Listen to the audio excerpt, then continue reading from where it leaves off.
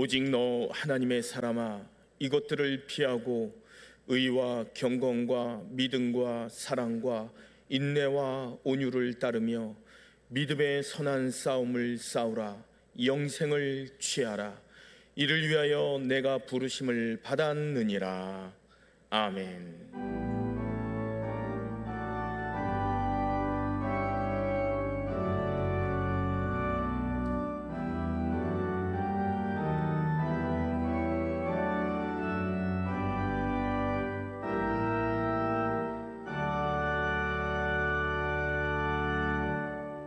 빌립보서 4장 6절로부터 9절까지의 말씀입니다. 제가 가진 성경으로 신약 322쪽입니다.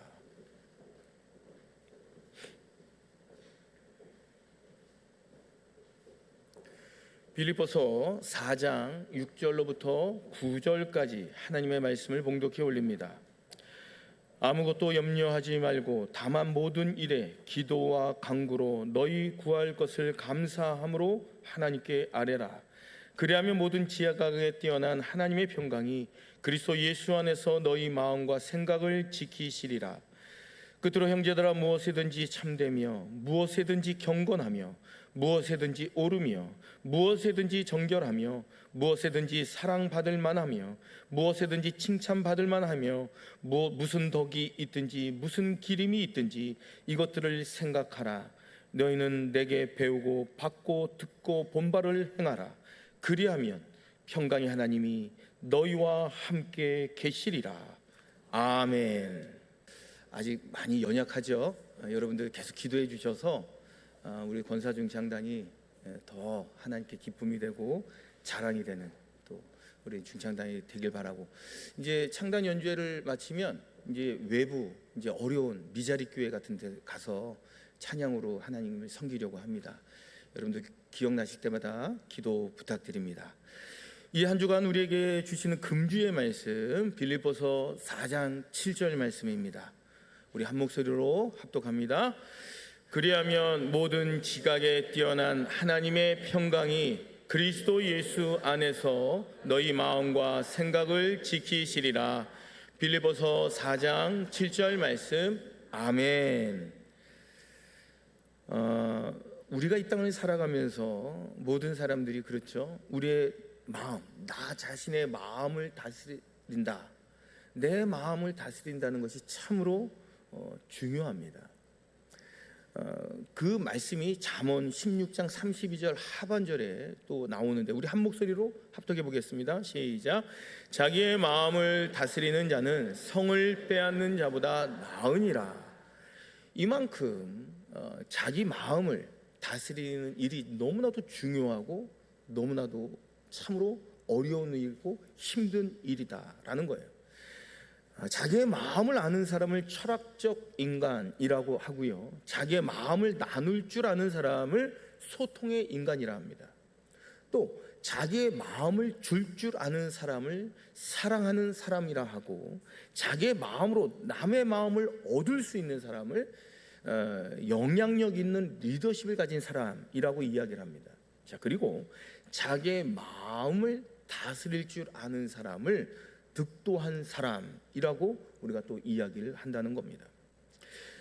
우리가 잘 알고 있는 TV 프로그램이 있어요.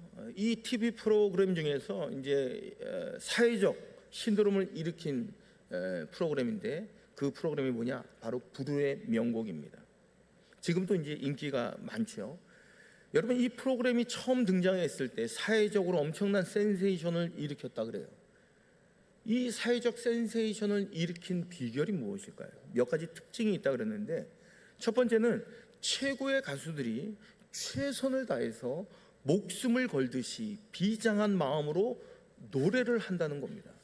그 노래를 하면서 깊은 감동을 준다는 거예요. 그런데요, 두 번째는 이 1등이 항상 1등이 아니라 조금만 방심하면 그 1등에서 탈락한다는 겁니다. 또 있는데요, 세 번째는 꼴등이 되어도 그것이 기꺼이 수용하는 자세를 가져다 준다는 겁니다. 넷째는 최선을 다했다면, 내가 최선을 다해서 헌신적으로 내가 노래를 했다면 탈락이 실패가 아님을 보여준다는 겁니다. 가장 감동적인 건 뭘까요? 청중평가단이라는 거예요. 이 청중평가단은 전문 음악인이 아니에요. 그냥 전문 음악가가 아니랍니다. 단 한 가지 기준만으로 그들이 평가를 해요. 그게 뭘까요? 나를 감동시켰느냐, 감동시키지 못했느냐. 나 자신을 감동시킨 것만큼 점수를 준다는 거예요. 많이 감동시키면 많은 점수를 주고, 그래서 그 사람이 1등을 하는 거고, 아무리 노래를 휘황찬란하게 잘한다 하더라도 내 가슴에 와닿지 않는다면 그 사람은 탈락이라는 거예요. 자, 이는 기존 가수들의 모든 관념과 교만함을 깨트린 충격적인 사건이었습니다. 들리지 않는 노래는 노래가 아니고 마음에 와닿지 않는 노래는 노래가 아니라는 평가를 받게 된다는 거예요. 또 한 가지 중요한 발견은요, 자기 자신과의 싸움에서 승리하는 모습을 보았다는 겁니다. 모든 가수들이 인터뷰를 똑같이 대답을 했다는 거예요. 뭐라 그러냐면, 나는 이 프로그램을 위해서 목에 피가 나도록 연습해서 나 자신과 싸워서 이기는 법을 배웠습니다 라고 이야기를 했다는 겁니다. 나 자신과의 싸움에서 이겼다라는 의미가 무엇입니까? 나의 마음을 다스리는 법을 배웠다라는 거예요. 그 프로그램 안에는요, 긴장감이 있고 또 서로의 경쟁심이 있고 또 때로는 시기심도 있어요. 저 사람이 나보다 더 잘하니까 시기심도 있겠죠. 또 내가 탈락하면 어떨까라는 두려움도 있답니다. 또 부끄러움도 있대요. 자, 그러나 중요한 건 뭘까요? 자기 자신과의 마음의 싸움을 통해서 진짜 이기는 법, 성공하는 법, 승리하는 법을 배웠다라는 겁니다. 다시 한번 강조하면 청중평가단은요, 단 한 가지 기준으로 평가하는 거예요. 나를 감동시켰느냐, 감동시키지 못했느냐, 자기를 감동시킨 것만큼 평가를 해준답니다. 이 프로그램을 보면서 지금까지 가수들이 얼마나 교만했는지 알 수 있다는 거예요. 내가 그냥 습관적으로 노래를 했고, 내가 그냥 기계적으로 노래를 했다는 거예요. 내가 그냥 노래 부르면 되는 줄 알았는데, 지금 관중평가단에 의해서 그 사람들의 마음을 감동시키지 못하면 그건 더 이상 인정받지 못하고 평가받지 못한다는 겁니다. 사랑하는 성도 여러분, 우리 인간은 마음에 영향을 끼치는 3가지 요인이 있다고 해요. 심리학적으로 보면 우리 마음에 영향을 끼치는 것은요, 3가지가 뭐냐면 감정, 지식, 의지랍니다. 이 3가지를 중심으로 본 인간상을 좀 더 세밀하게 살펴보겠습니다. 첫째, 우리 인간은 감정 주도적인 인간상입니다. 이는 감정에 따라 움직이는 사람이라는 거예요. 기분이 좋으면 일하고 기분이 나쁘면 일하지 않는 사람입니다. 이런 사람들은 식당에 가면 먼저 분위기를 살핀다 그래요. 분위기를 보고 또 배경 음악을 듣고 종업원들의 그 서비스를 눈여겨보고 그들의 자세를 본대요.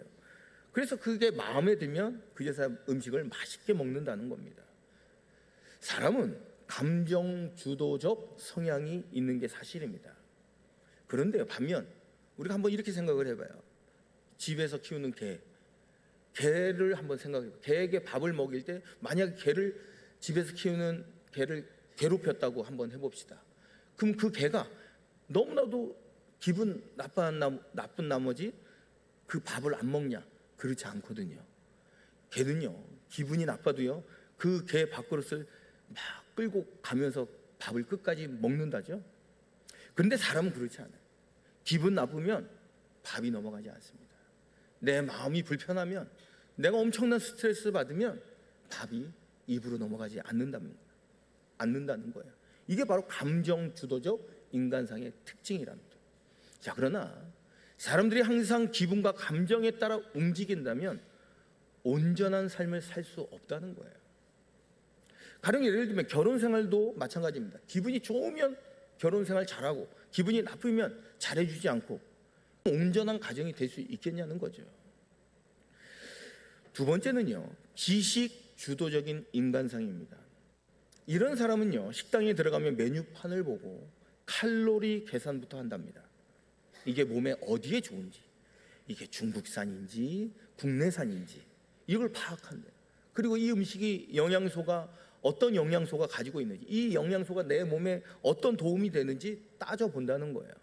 항상 판단하고 이성적이고 모든 것을 알아야만 하고 그런 마음을 갖는 게 그런 강박관념이 있다는 거예요. 자, 그러나 지식이 사람을 정말로 자유하게 만들까요? 그렇지 않습니다. 성경 우리에게 오히려 지식이 많으면 우리의 마음을 괴롭게 한다라고 이야기를 합니다. 지식 자체가 우리를 행복하게, 우리를 평안하게 만들어 주지 않는다는 거예요. 오히려 지식이 많은 사람이 죄책감이 많아요. 왜? 아는 게 많으니까 제대로 살아내지 못했다는 걸 알기 때문에 내 마음이 불편한 거예요. 또 세 번째 인간형이 있습니다. 의지 주도적인 인간상입니다. 이런 사람은요, 감정이나 지식에 따라 움직여지는 사람이 아니에요. 철저하게 자기 주도적으로 결정하고 선택하는 사람입니다. 여러분, 자기 주도성이라는 게 뭘까요? 내가 선택했고 내가 선택한 것에 대해서 내가 책임지는 것을 의미합니다. 이런 사람은 누구의 핑계도 되지 않습니다. 누구의 탓도 하지 않아요. 내가 주도적으로 결정했고 선택했기 때문에 내가 책임진다라는 마음을 갖는다는 거예요. 건강한 결혼 생활을 우리가 한번 생각해 보시면 좋아요. 물론 내가 사랑했기 때문에 내 배우자와 함께 결혼을 하는 거죠. 근데 다 경험해 보셨잖아요. 그 뜨거웠던 사랑이 결혼한다면 계속 지속이 되던가요? 아니잖아요. 그렇기 때문에 내가 결혼했기 때문에 사랑하는 거예요. 내가 결혼했기 때문에 사랑하기로 결정하는 겁니다. 내가 결혼했기 때문에 책임지는 거예요. 이게 의지 주도적 인간상입니다. 자, 오늘 본문 빌립보서 4장 6절과 7절을 보면 성경이 말씀하시는 마음을 다스리는 비결이 나와 있어요. 우리 함께 6절 7절 한 번 더 합독해 보겠습니다. 시작.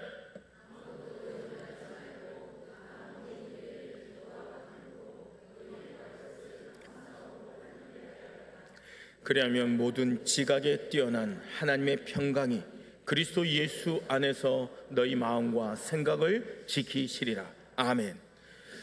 여기에 나오는 가장 중요한 키워드가 있어요. 하나님의 평강이란 단어를 우리가 주목할 필요가 있습니다. 평강은요, 히브리어로 샬롬이라고 이야기를 해요. 여러분, 샬롬의 뜻이 뭡니까? 평안하다, 문제가 없다라는 뜻이기도 하지만 신학적인 의미로 좀 더 세밀하게 살펴보면 이 샬롬의 뜻은 완전하다, 온전하다라는 뜻을 갖고 있어요. 그럼 결론이 뭐예요? 하나님의 평강이라는 것은 하나님과의 관계에서 온전하고 완전한 관계를 의미하는 겁니다. 사도 바울이 서신서를 쓸 때마다 뭐라고 고백을 합니까? 너희에게 하나님의 평강과 은혜가 있을지어다 라고 항상 서두에 사도 바울이 문안 인사를 그렇게 합니다. 은혜는요, 헬라식 인사이고 평강은 히브리식 인사입니다. 다시 말해서 샬롬은 완전한 의미이지만 하나님과의 관계에서 완전할 때만 주어지는 선물이라는 거예요. 우리 삶 가운데, 우리 인생 가운데 평강을 원하지 않는 사람이 누가 있겠어요? 다 누구나 평강을 원하죠. 그런데 성경 우리에게 말씀합니다. 샬롬, 평강의 뿌리가 하나님에게 있다라는 거예요. 우리 한번 따라해 볼까요? 샬롬의 뿌리가 하나님에게 있습니다. 성경은 하나님의 평강이 너에게 있을지어다 라고 말씀합니다. 여러분, 세상의 평강이 아닙니다. 재물의 평강이라고 말씀하고 있지 않아요. 건강의 평강이라고 성경은 단 한마디도 말씀하고 있지 않아요. 하나님의 평강이라고 오직 말씀해 주고 있어요. 평강의 뿌리는 오직 하나님에게만 있습니다. 하나님과 온전한 관계가 될 때만 평강이 주어지는 거예요. 하나님과의 온전한 관계가 되면 내 마음대로 해도 절대 죄를 지을 수 없어요. 왜? 내 마음에 하나님의 평강이 나를 주관하니까. 하나님을 먼저 사랑하면 내 마음대로 해도 다른 사람을 괴롭게 하거나 하나님의 명예를 실추시키는 그런 일을 절대 할 수 없다는 겁니다. 두려움도 마찬가지. 하나님을 경외하라. 하나님을 경외한다는 말이 하나님을 두려워한다는 뜻이거든요. 하나님을 경외하면, 하나님을 두려워하면 세상에 그 어떤 것도 두려움이 있을 수 없다는 거예요. 그런데 반대로요, 이상하게 하나님과의 관계가 단절되고 하나님과의 관계가 멀어져서 하나님과의 관계가 깨지면, 그래서 결국 하나님을 두려워하지 않아요. 하나님을 경외하지 않아. 그럼 어떤 현상이 벌어질까요? 세상의 모든 것들이 두려워지기 시작합니다. 그게 나를 지배하는 거예요. 시편 121편에 다윗이 고백을 하죠. 우리 함께 자막을 보면서 합독합니다. 시작.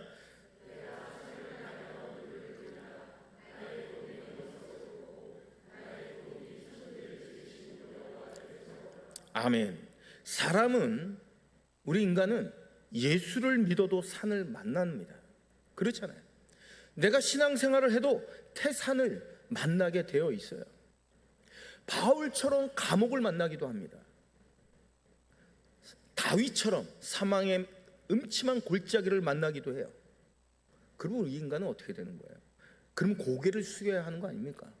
그런 엄청난 산과 그런 엄청난 태산을 만나면 눈을 깔아야 되잖아요. 그런데 시편의 다윗은 뭐라고 고백해요?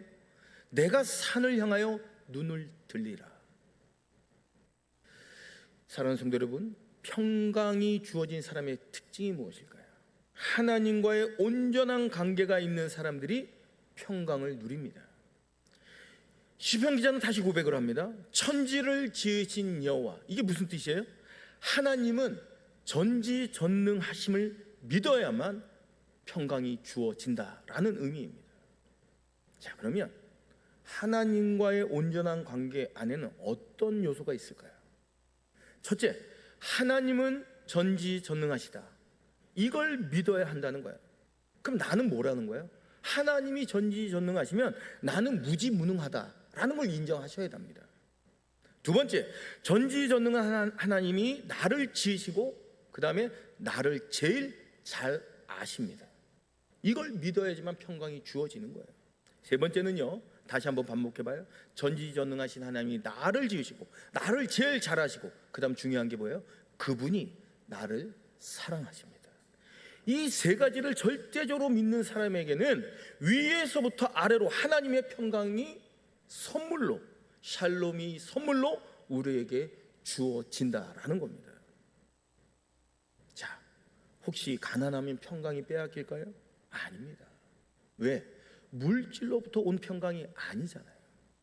병들면 샬롬 빼앗길까요? 아닙니다. 그건 건강의 평강이 아닙니다. 하나님의 평강은 우리가 질병 가운데 있다 할지라도, 우리 인생 실패했다 할지라도, 재물적인 물질적인 어려움이 있다 할지라도 하나님의 평강은 절대 빼앗길 수 없다는 거예요. 우리의 평강은 재물로부터 온 평강이 아니기 때문이에요. 위로부터, 하나님으로부터 온 평강인 줄로 믿습니다. 하나님과의 온전한 관계가 된 후에 하나님이 요구하시는 것을 행동하는 사람에게 평강의 선물이 주어진답니다. 오늘 9절 말씀 우리 다시 한번 합독해봐요. 9절 시작.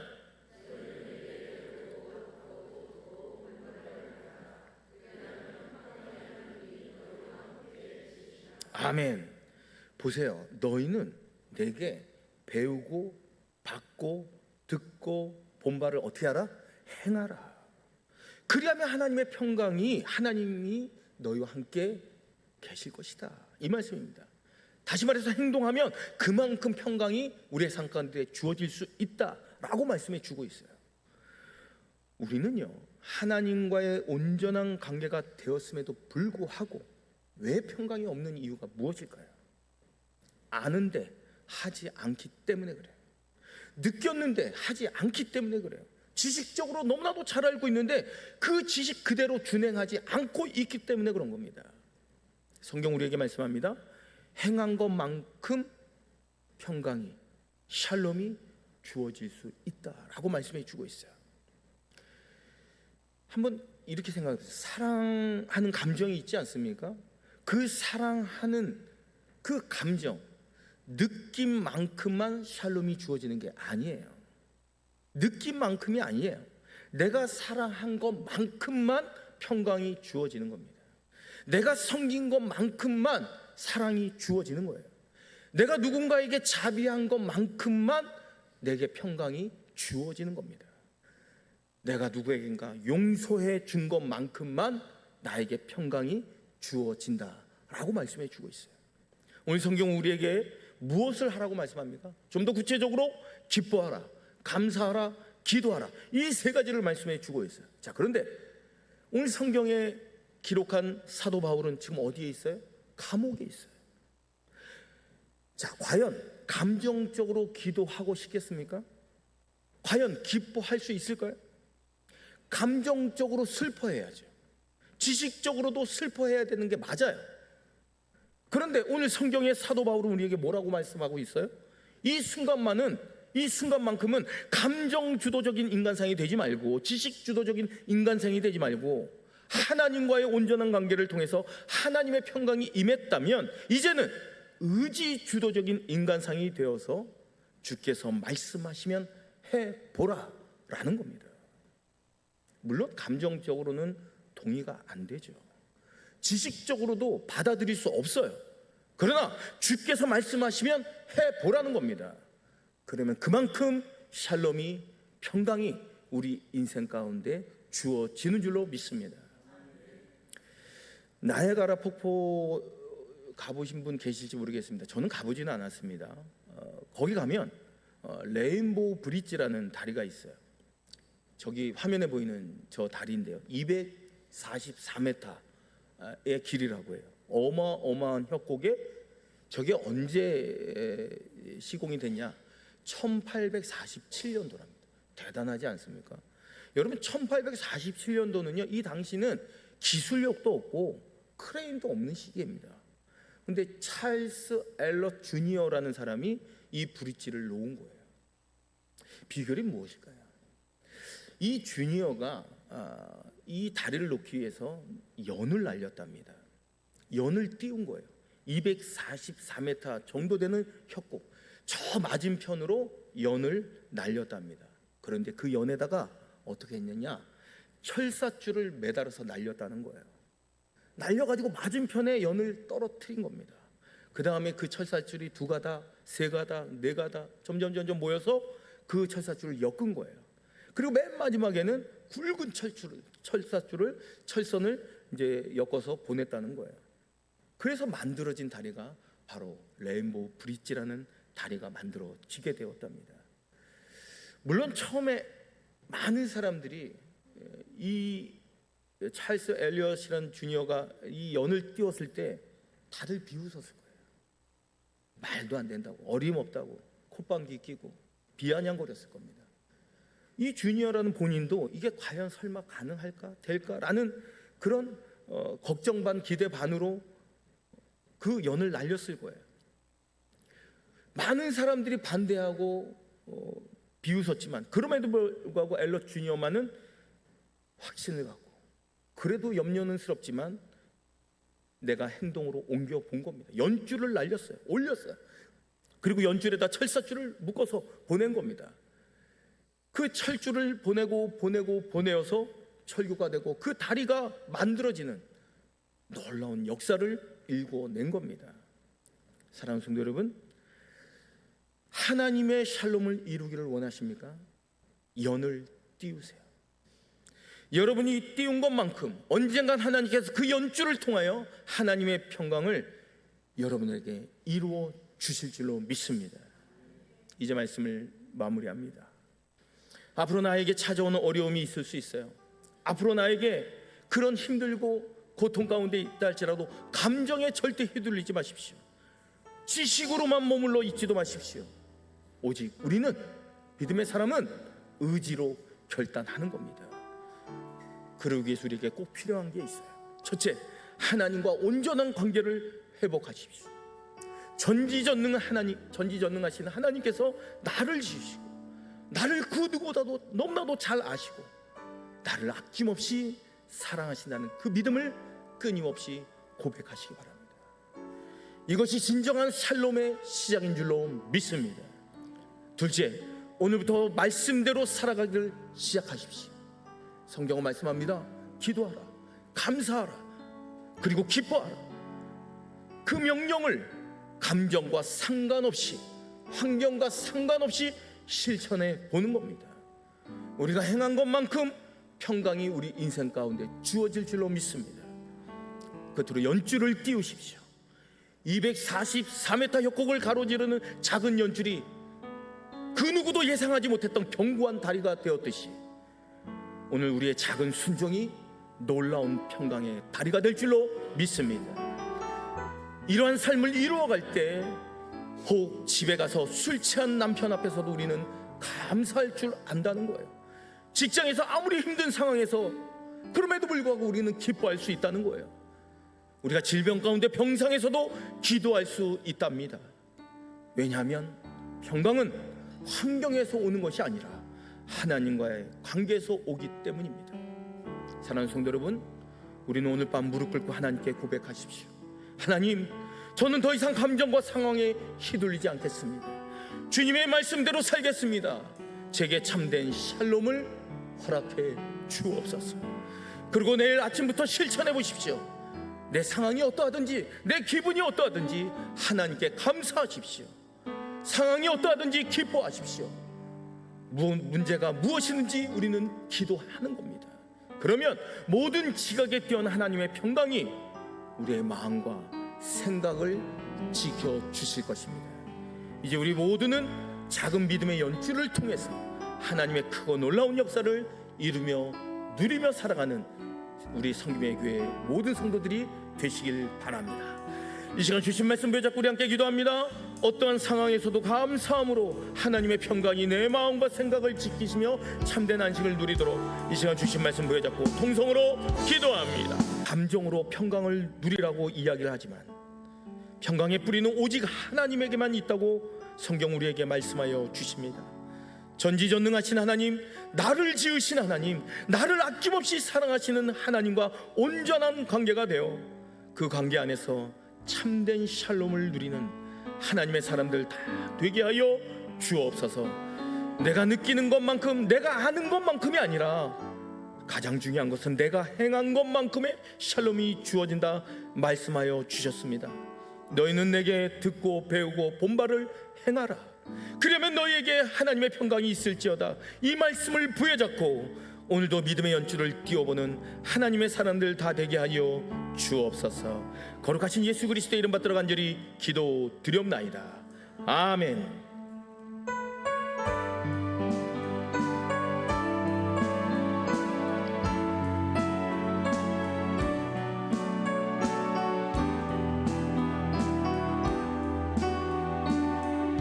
평안을 너에게 주노라. 평안을 너에게 주노라. 세상이 줄 수 없는 아멘. 세상이 알 수도 없는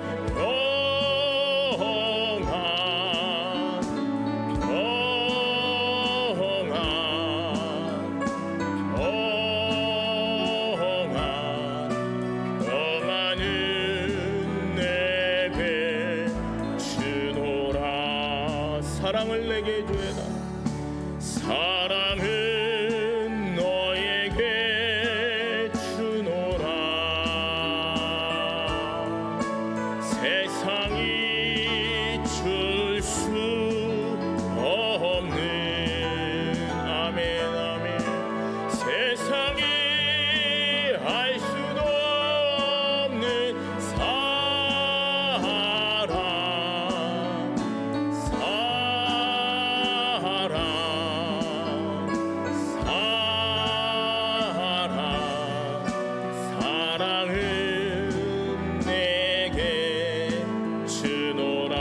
평안을 내게 주노라. 평안을 내게 주노라. 사랑을 내게 주노라. 사랑을 내게 주노라.